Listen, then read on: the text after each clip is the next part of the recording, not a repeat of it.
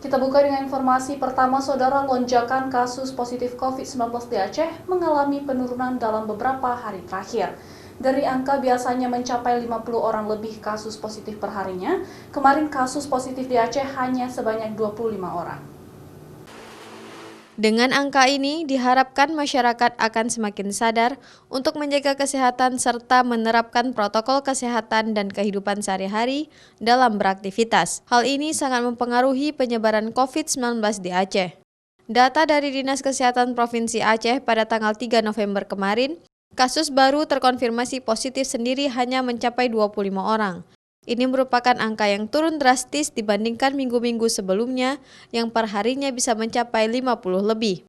Saat ini dari jumlah kasus positif keseluruhan sebanyak 7.482 kasus positif di Aceh, hanya tinggal sebanyak 1.556 kasus yang masih dilakukan perawatan oleh tim medis di sejumlah rumah sakit rujukan di Aceh, serta selebihnya telah dinyatakan sembuh. 19 ini itu masa inkubasinya 2 minggu, maka ukuran yang diambil 2 minggu. Jadi kurva epidemiologi yang turun dalam 2 minggu. Nah, kalau kita lihat tren dunia juga memang kasusnya masih naik. Kalau kita lihat tren di Indonesia secara umum kasusnya juga masih naik. Jadi masih menuju puncak gitu. Nah, kondisi ini secara epidemiologis bisa dipangkas. Bagaimana cara memangkasnya? Obat yang paling mujarab hari ini sebelum ada obat dan sebelum ada vaksin, ya disiplin menjalankan protokol kesehatan.